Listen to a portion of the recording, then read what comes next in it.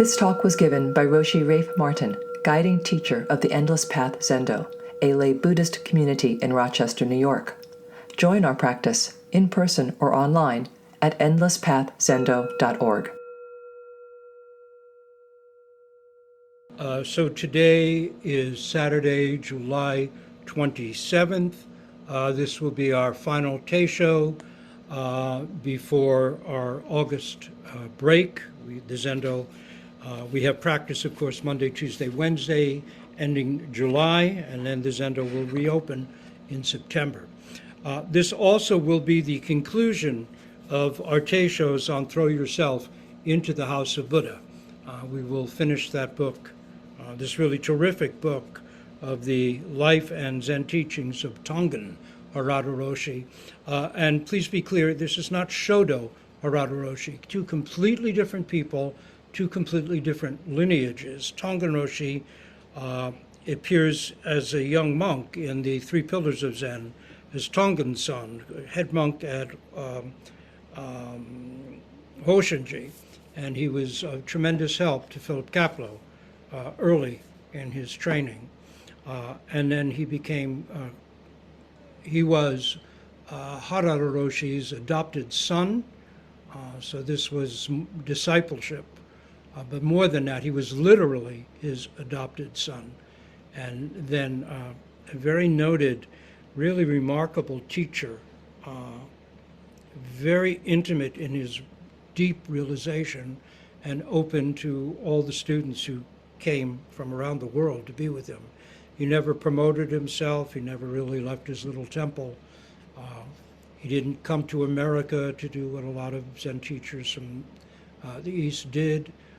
He just continued to sit and minister to his small local community, and then people began to arrive. So we'll start with chapter 26, Lost Treasure.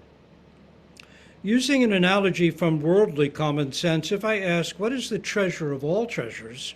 Someone might say that it is something like a ring with a giant diamond.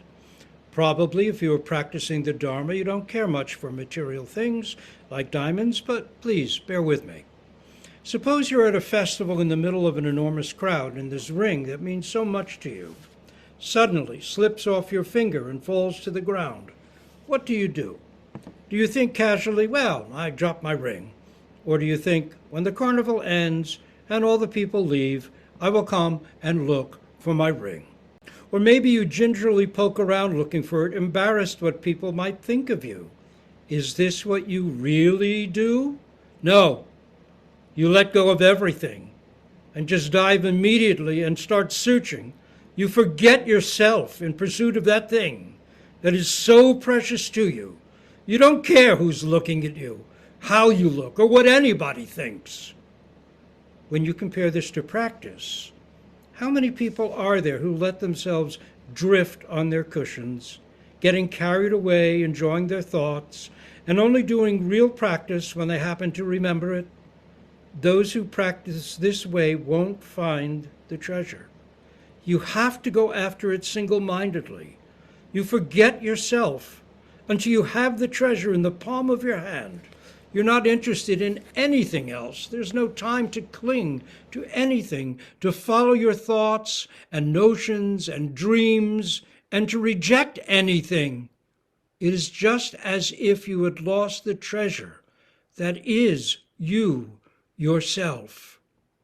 Maybe sometimes a thought comes up, a feeling like, oh, today I'm not feeling so well.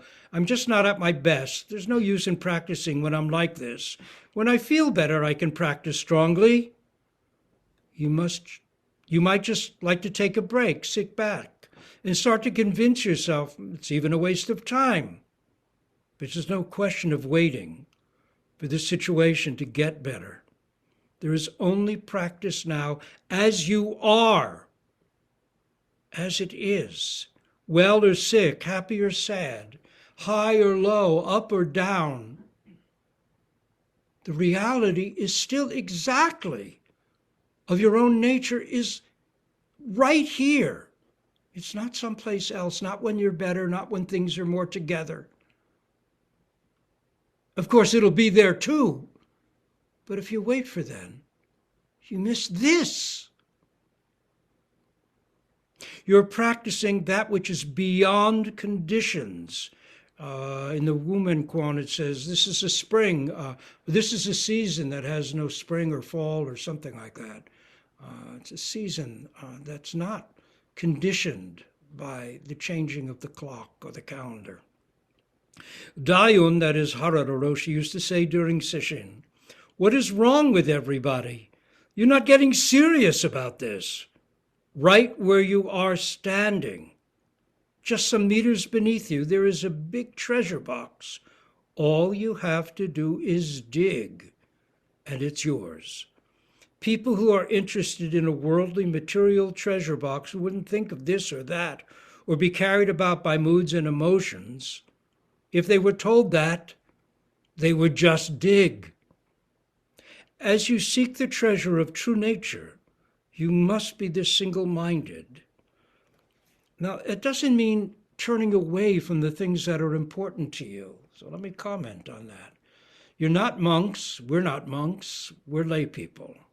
We have cares, concerns, commitments, vows in life, responsibilities. But it is saying in the midst of these very things, as you carry them on, to keep up with your practice, not to go, oh, when I'm done with this, then I'll... No, right in the midst, just as you are, just as your life situation currently is. It is the expression of your vows, just as it is, and this is where we do the work. We don't set it aside. There is no need to take breaks. There is always and always just now. Practice is now. There's no time to indulge in likes and dislikes, no time to pay attention to your moods and physical condition, no time to make excuses. All those things are what we call attachment. If you're practicing sincerely, it means non-attachment. The example of a diamond ring or treasure box is weak because the treasure of yourself is really beyond comparison. This treasure, this great, vast, your body is so big, says Wumen, there's no place to put it. To not know this vast original mind and be locked in this little chamber of me, myself, and I is such a... When one looks back at it in the moments where you really do settle into your practice, you see how silly, what a loss it is. It's like living in an underworld when this great, vast, open world is before us all the time.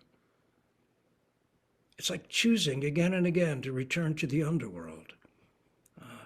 Wumen, in his verse to Does Even a Dog Have Buddha Nature? The first case of the gateless barrier says, a bit of has and has not, or a bit of me, myself, and I, and you out there, and me in here. And body is lost. Life is lost. You are in possession of this treasure now and always. It is the nagging feeling that there is something underneath the surface, and this something is true nature. There is only one thing to do in this life. It is to meet with your true self. You know, all of literature comes down to one thing, in my sense of having spent years looking into literature: identity. All stories point to coming home. In fairy tales, the wedding, the marriage, is not an external thing. It's the wedding of oneself to one's own real identity. Coming home is not about a literal, necessarily coming home, but coming home to that place that's been missing. You've been searching for. Odysseus in the Odyssey gives up living with a goddess, having eternal life, to return to the ordinary world of time and space, wife and son, responsibilities, gains and losses. He does everything he can to return to his true home. These are ancient metaphors that spreads throughout the literatures of the world, reminding us this is our great human yearning and possibility, to truly, in this very body, in this very life, come home. And what is that? This is where Zen is really a universal thing. It's not an Asian thing at all. It's to help us mature toward our own true home. That's what makes it so wonderful. Everything else is just trappings about it. It would be a great shame if you did not awaken to this wonder, if you did not prostrate yourself before this wonder which is all, which is everything in the universe. It would be a shame not to come to appreciate and celebrate real life. On the bottom of the great wide ocean, there is said to live a turtle who comes up to the surface for air once every 10,000 years. The likelihood of this turtle coming up for air just as a particular floating log with a hole in it comes passing by and poking its head in the hole is pretty slim. This is a metaphor I've spoken about. It's a traditional Buddhist parable that the Buddha used. But to poke its head through the hole in this log is what the turtle has longed for eons. We are all in the process of Buddhahood. The likelihood of you being able to be born human and to hear the Dharma and practice it as you are doing right now is about that slim. This was the Buddha's parable for the work and the odds against any of us being born human. And by being born human, he might have meant just having this human body. It seems ordinary enough, doesn't it? I mean, there are 8 billion humans on the planet. But if you look at all the galaxies and all the stars, and even the known universe, how many human beings are there? It's like less than a single grain of sand in the ocean. So the odds of just literally being born human are very, very slim. Then the metaphor or the parable goes further to say the odds of becoming truly human among human beings, how many are fully human? That is wise, compassionate, selfless, mature, grown up human beings. The odds of becoming that, all of that, is like this turtle. And it's said to, when it rises to the surface, rarely, it's a cycle. Every 1,000 years, every 100 years, whatever the number is. There's this board, a log, floating in this vast ocean, an ocean that has no shores, no beginning, no end, like the universe itself, that is physically in space and time. And this log or board has a hole in it. And what are the odds that the turtle rising in this rare, spaced-out cycle is going to stick its head through the hole in the board on a vast and limitless ocean? Rare, long, long, long odds. And those are the odds that you've already beaten in becoming a physical human being. Now, the odds of hearing the Dharma and becoming a grown-up, fully mature human being, which is what Buddha means, a fully grown-up human being, are said to be even longer than that. It's going to take a lot of work. It's rare. And yet, this is our own nature. This is the great paradox. The odds are so long, and yet we can do it because it already is our nature. It's quite a parable, worthy of a great deal of thought, really. In any case, Tangen here makes use of it. Tangen Roshi makes use of it. The likelihood of you being able to be born human and to hear the Dharma and practice it as you are doing right now is about that slim. But look, here you are, listening to the teaching and practicing it. Please understand that everything has come together in such a way so that you are able to practice. Everything is united behind you within this one step that you make. And you are taking that step. Do not waste this precious opportunity. It's rare. And if we don't make use of it now, how long might it be, if you accept Buddhist teachings of lifetimes, how long might it be before that turtle rises in the ocean and puts its head through the hole in the board again, and you once again have human form and the opportunity to practice? So don't waste this precious opportunity. We take being human so for granted, and we spend a lot of our practice seeking to escape from being human. Oh, if only I could be fully enlightened. I wouldn't have to be a human being anymore. I could be really special. I could be free of all my problems. No, it's going to be right where you are, just as you are. Remember, upon his great enlightenment, the Buddha said, "Wonder of wonders, all beings are Buddhas, fully endowed with wisdom and virtue," which means we do not gain wisdom and virtue. We don't gain compassion or insight.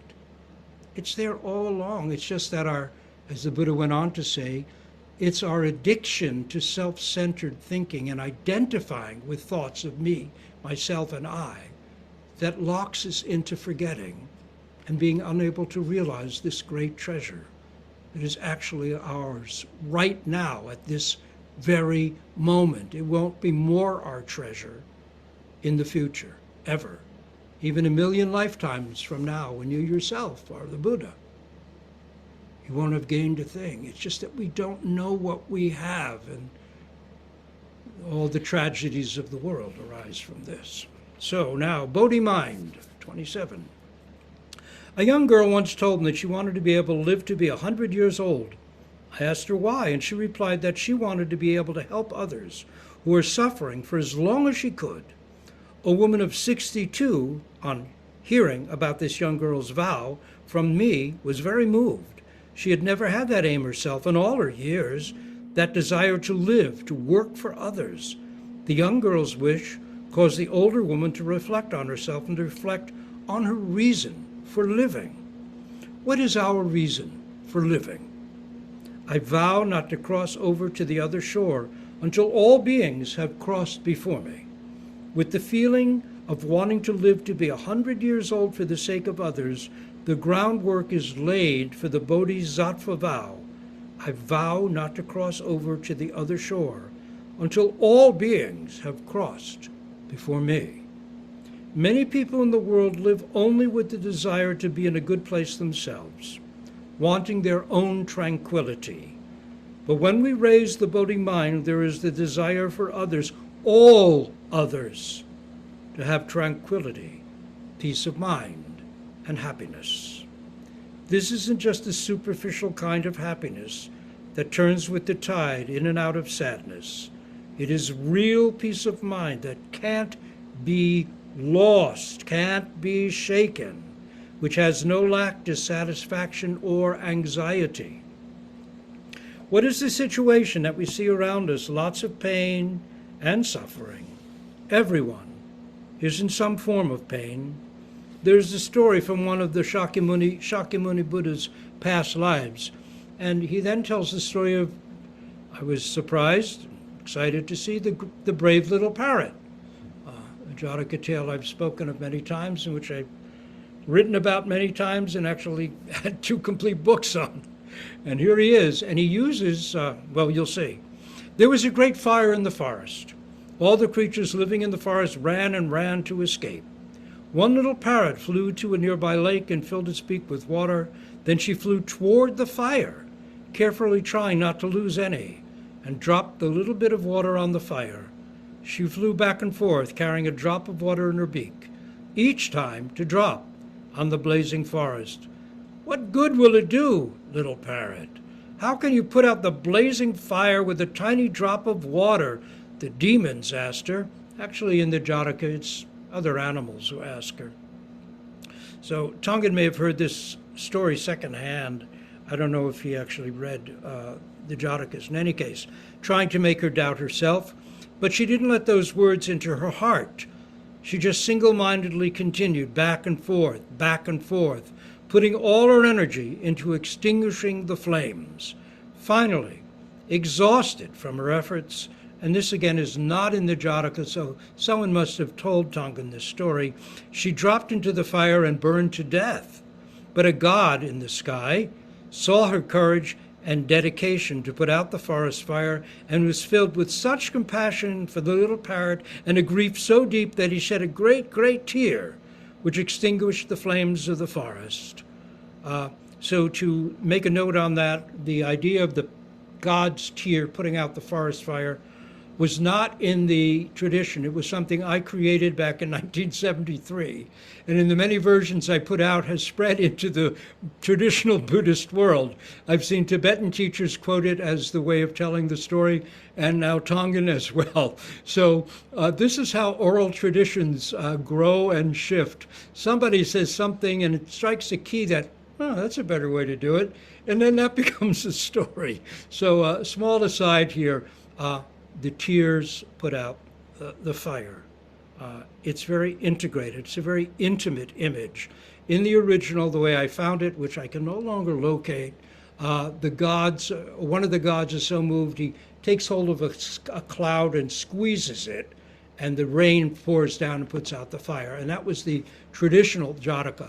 So it's really interesting to track how this image has spread through current Buddhist story tradition. In any case, Tangen goes on about the story. This is our practice. Our every breath in Zazen is a tiny drop in the parrot's beak. It is not useless. It is not wasted. People who think that doing Zazen is being passive and doing nothing have it completely backwards. It is doing something very important, and is just as much as the world is us and affects us by the same token, whether we know it or not, and in ways we will never understand. What we do, what we practice, what we think affects the world as well. My current sense is we can't control what's going to happen in our world, but by doing Zazen, we can create a spaceless space in which the best possibilities have a greater chance of arising. And so by doing Zazen, we actively are helping to create a space where possibilities we might yearn to see out of our nature, not out of our self-centeredness, have a chance to arise and take form. So in any case, every effort you put in is not a waste. And again, our own degree of realization or non-realization, whatever it is, affects everyone and everything, which is part of that legend of the Buddha's birth, that upon the Buddha's birth, all those who were suffering for an instant had complete peace. The prisons were opened, et cetera, et cetera, et cetera. That even our tiny degree of realization has an effect on this saha, tolerable, bearable world. There is nothing else for you to do. Now again, he was a monastic. So there are things for us to do. Sign petitions, vote, take care of families, answer to the responsibilities of our lives, and so on. But it all comes forward from this ground of vast, empty, creative possibility, non-self-centered living that we actualize through our Zazen practice. Because if you don't, the fire of delusion, the fire of ignorance, of spiritual darkness, will continue to blaze. This is the world we live in. It is going to continue to blaze, burning with the fires of greed, anger, and ignorance. And if you thought that was a metaphor, I'm sorry. The next few months and the ground under your feet are going to make it clear. It's no metaphor. The fires of greed, anger, and ignorance that the Buddha spoke about 2,500 years ago are burning quite fiercely.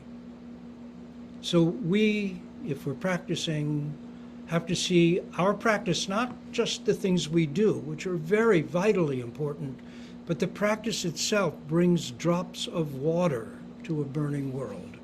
And we do this thing that we can do, letting go of self-centeredness, moment by moment, breath by breath, creates possibilities where maybe the gods do intervene and their tears put out the fires, beyond what logic could ever explain.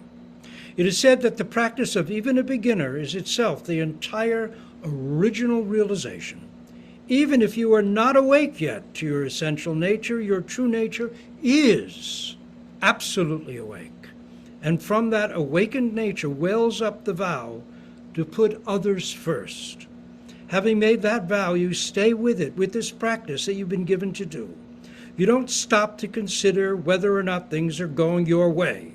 You're not finding yourself consumed by displeasure and dissatisfaction, wanting things to be different. Always strongly in your heart is the vow, I want to give myself to others. I want to give others peace of mind. This is the Dharma gate of liberation, the gateway to great peace. It is the practice of Buddha Dharma as it has been transmitted. It is the correct Zazen posture. Settle the body, settle the breathing, settle the mind, but it is also the posture of mind. We practice for the sake of all beings, not just for ourselves. We don't aim for selfish practice, but selfless practice, which means really for the benefit of all. When you practice this way, you enter the Dharma gate of peace. This is a fact. It is the teaching of Dogen Zenji and the teaching of all the ancient teachers from the time of Shakyamuni Buddha. Everyone should make a vow not to cross over to the other shore before all beings have crossed. Though of humble appearance, the person who has awakened to Bodhi mind is already a teacher of all humankind. And this is in the sutra. Even a girl of 7 becomes a teacher of the 4 classes of seekers, which is monks, nuns, laymen, laywomen, and the compassionate mother of all beings. For in the Buddha way, men and women are completely equal. This is one of the highest principles of the way. Unfortunately, of course, Zen has a monastic history in which that ideal, which was always true, has yet to be fully realized. And hopefully in our time we're coming much closer to actualizing the reality of the equality of men, women, and all genders or non-genders. All are equal. Once you've awakened to the Bodhi mind, even wandering in the 6 realms of existence, it is hell dwellers, hungry ghosts, animals, humans, warring spirits, and gods. These are the 6 realms of unenlightened existence. Even the gods, who may live for millions of earthly years, they live on galactic time. One day of the cycling of a galaxy is millions and millions of earthly days of planetary rotation. But even the gods are temporary. None of those 6 realms is enlightenment itself. And through the human realm, enlightenment is truly possible, is Buddhist tradition's way of looking at it. It also says that in each of those 6 realms there is a Buddha teaching in some form appropriate to the beings in that realm. Because all those realms are really our own mind. And you can look at it mythically, which is quite spacious, or psychologically, or both. Psychologically, how many times a day do we cycle through all those realms from moments of I totally am with it to total hell dwelling, to totally filled with desire like a hungry ghost, to wanting to get in there and fight and like a warring spirit, and then as a human being to recognize impermanence and the sorrows of human life and do our best to maintain our response. In other words, mythic and psychological come together, and they're really 2 different lenses, let's say, for looking at the facts of being a human being. You have no need to be concerned. Just do this one doing. That is, 1, 2. Just experience this breath. Just take up this koan point. Just sit fully, letting all self-centeredness go. Take this one step. There's that great quote from, which I love, from the aviator and writer Saint-Exupéry, who gave his life to his commitment to do his best for his fellow beings and died in a reconnaissance mission, even though he had been begged to stop flying during World War II and be the national treasure writer that he was for France, he decided his best thing would be to fly and try and help as much as he could. And he was killed on such a mission. In any case, one of the great things from his early career as a mail pilot over the Andes was this statement about what saves a person is to take a step, and then another step. It is always the same step, but you have to take it, and that's the difference. Really counting this breath, really experiencing this breath, really working on this koan, really sitting down and doing zazen, really coming to doksan, really coming to teisho, really putting yourself into as best you can, given the responsibilities of your life, to find a way to make it real. Take the step and then take it again. It's the same step. It's not going to be like, oh, well, now it's a better step. It's the same step, which is essentially not pushing self-centeredness away, but allowing it to arise, seeing it fully, not attaching to it and letting it fall away. What is there really? Really, right now, what is there? What if there's really nothing to get? It's already been given, but how to recognize that? Again and again, the same step.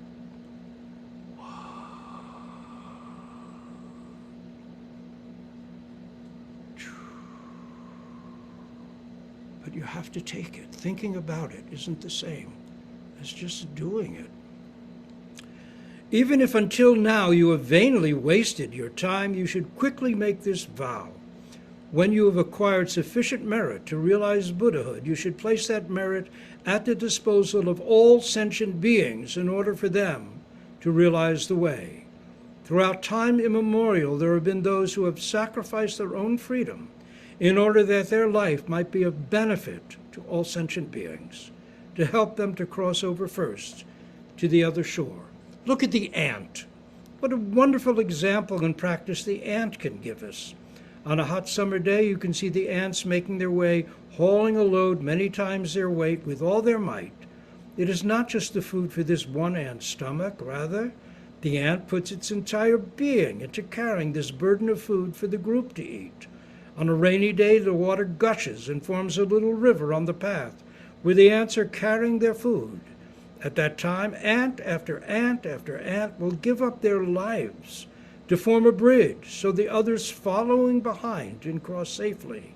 I vow not to cross to the other shore before all beings have crossed before me. This is the ant's practice, letting go of attachment to the body, letting go of the body. The ant is the teacher of all teachers. Of course, this means letting go of attachment to concepts of the body or mind. Doesn't mean getting rid of your body. You are your body. How are you going to get rid of it? So, taking refuge. On many occasions, like the precept ceremony or jukai, we start by taking refuge in the three treasures. We say, Namo Kibutsu, Namo Kiho, Namo Kie, so, meaning I take refuge in Buddha, I take refuge in Dharma, I take refuge in Sangha. It is said in the Shobogenzo that the Buddhas and ancient teachers in both India and China correctly transmitted this practice of reverently taking refuge in the three treasures. Taking refuge is at the heart of Buddhism, and it's presented to us very clearly so that we can walk the way without getting lost, sidetracked, or confused. We take refuge in Buddha, Dharma, Sangha. The word namu, which comes from Sanskrit, and the word kie, which is the Japanese pronunciation of the Chinese word, both have the same meaning, to entrust. To entrust our body-mind, our whole being, to Buddha. That is, to our own self-nature and our realization of it. Not to some Buddha outside there who we deify, but to our own nature. Right now, this very nature that sees with the eyes, sees colors, hears sounds with the ears, feels the pain in the knees of the body.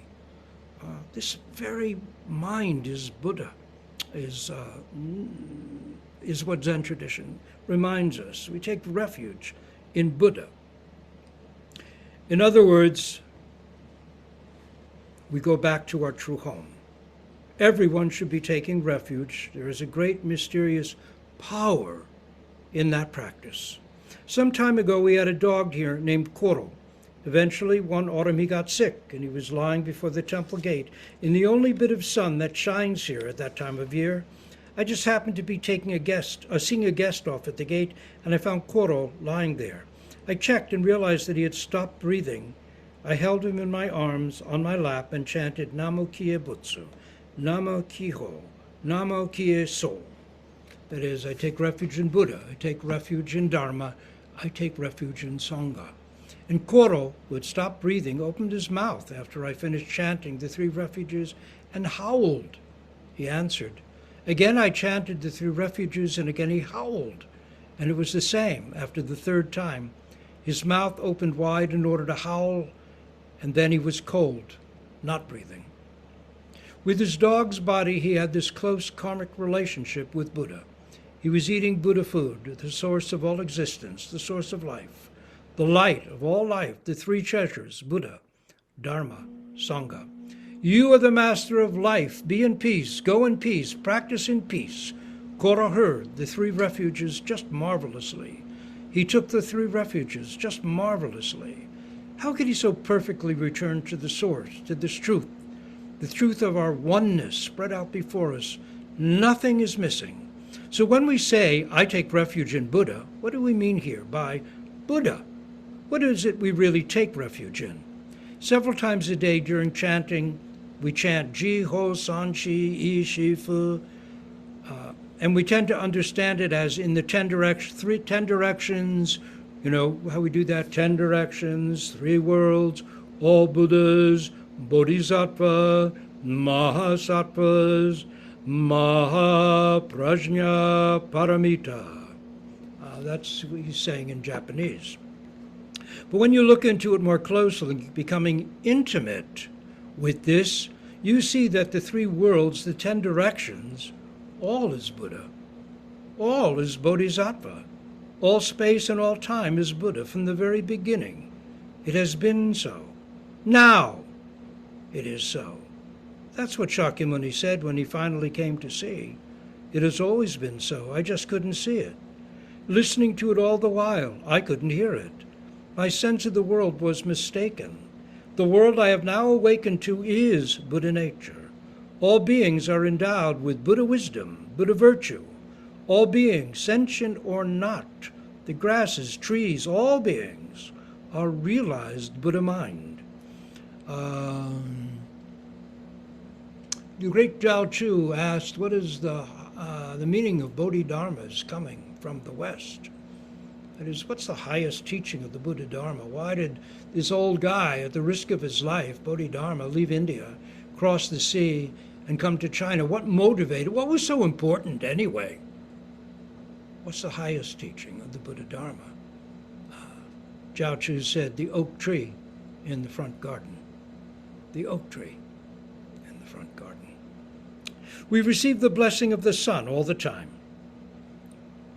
The sun is just one obvious example of bodhisattva work. We receive all the blessings of this sunshine, but look how we complain. Just because it's a cloudy day, we get no bill to tell us what our debt is, so we're all taking it so easy. Suppose a bill came to us from the sun for its services. What would it say? We are all depending on the sun. You might refuse to consider such a question because you think it's silly. But without the sun, you wouldn't have a single thread of life. No beings on this planet would have a single thread of life. So a bill from the sun might read, your life.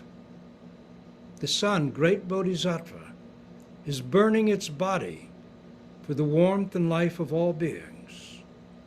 It's the same with this earth. It is supporting all of us, nourishing us.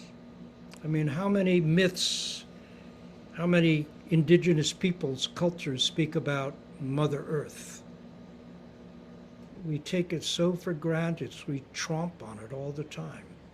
When William Blake was asked, when he looked up in the sky and looked at the sun, didn't he see something like a round coin, a guinea, a British coin, Up there looked like a big coin glowing in the sky. And he said, no, no. I see a choir of angels singing, holy, holy, holy. That's the world we really live in. That's the world that practice can put us in touch with. It's an indigenous world, a world that indigenous peoples have been carrying forward for thousands of years, that's now threatened. That whole vision is threatened. Sometimes if you ever feel crazy practicing Zen, thinking, well, this can't be right. I mean, selflessness is true, and my whole body is all living beings, and this is just nuts. I mean, my culture is telling me to get ahead and do all this stuff, and me, myself, and I'm in here somewhere in my head or my body. I can't find my I, but I know it's there because I grew up being told. Well, just do a little reading of traditional culture stories, indigenous people's wisdoms, and you'll find your family. You'll find that you're not so crazy, that human beings have been living in terms of this healthily for a very long time. And we've become an aberration, getting ourselves so caught off and isolated that we think craziness is sanity, and sanity is craziness.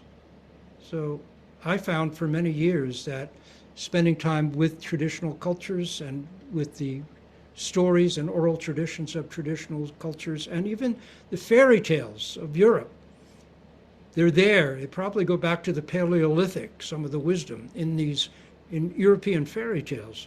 Put me in touch with a kind of sanity that I was touching base with in Zen, but was made to feel kind of crazy every time I stepped out my door and began to take up my work in the culture. It felt like, man, you're nuts. This can't be real, can it? And then I'd do a little bit more in the indigenous world and feel, I remember now. So if you ever feel crazy during the break, besides Zen reading, you might want to read some fairy tales or stories of indigenous traditional peoples. Feel a little less alone in this current world. Onward. All the 10 directions, the 3 worlds, are all Buddha, all Bodhisattva. This is what I want you to open your eyes to and see. All is perfect harmony, complete. But this Bodhisattva work isn't thrust into your face. It just quietly and unobtrusively shines throughout your world. It is said that when Shakyamuni Buddha was born, he walked in all the directions freely without limits. With his left hand pointing directly at the earth and his right hand up toward the heavens, he said, above and below the heavens, I alone am the honored one. Some people are so literal, asking, how can a baby do that? So I will give you the answer. He was born and gave a great cry. Wah! Wah! With that great cry, to be honest, all concepts are wiped away. Above the heavens, then below the heavens, I alone, the honored one, is absolutely true. But of course, it all depends on what I you're talking about. Bob Dylan has a great song, I and I. I wonder what he was getting at.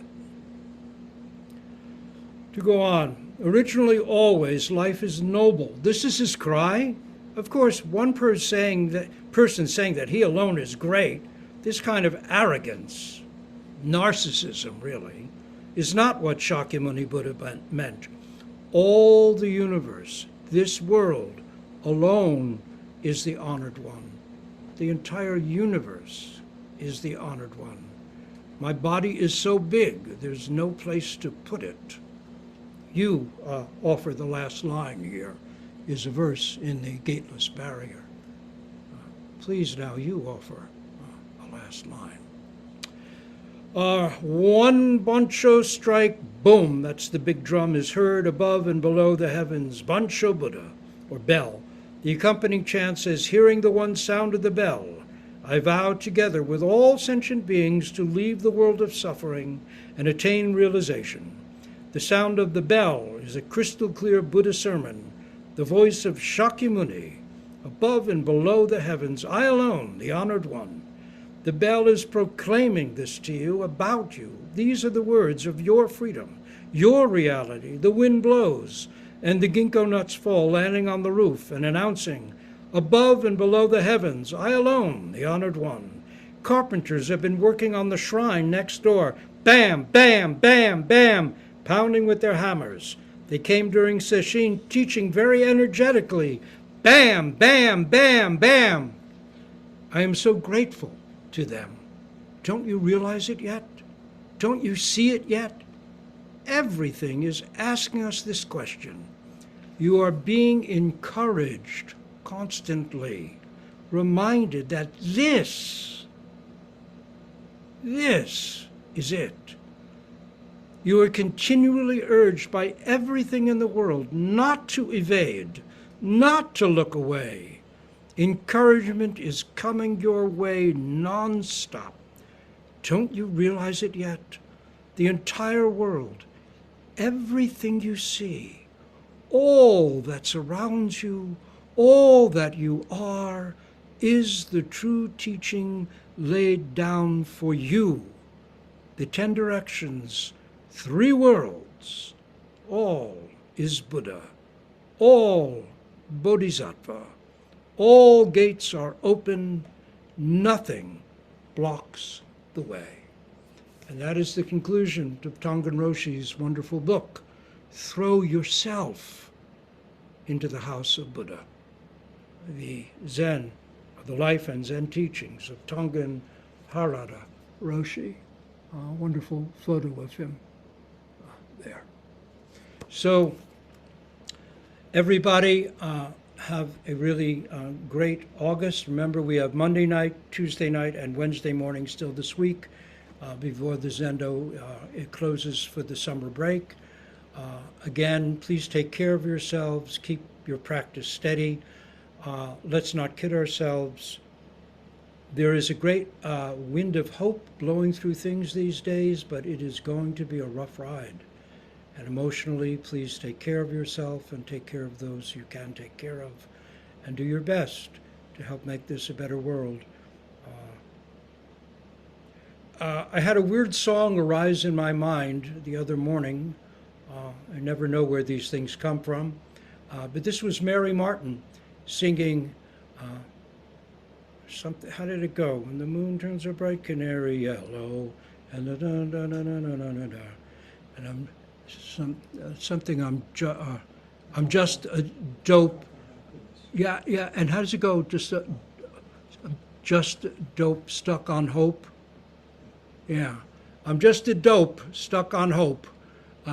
So let's all be dopes together and be stuck on hope. There's no rational, logical explanation for why we should be, but I am, and I hope you are too. So, fellow dopes, let's recite our great vows for all.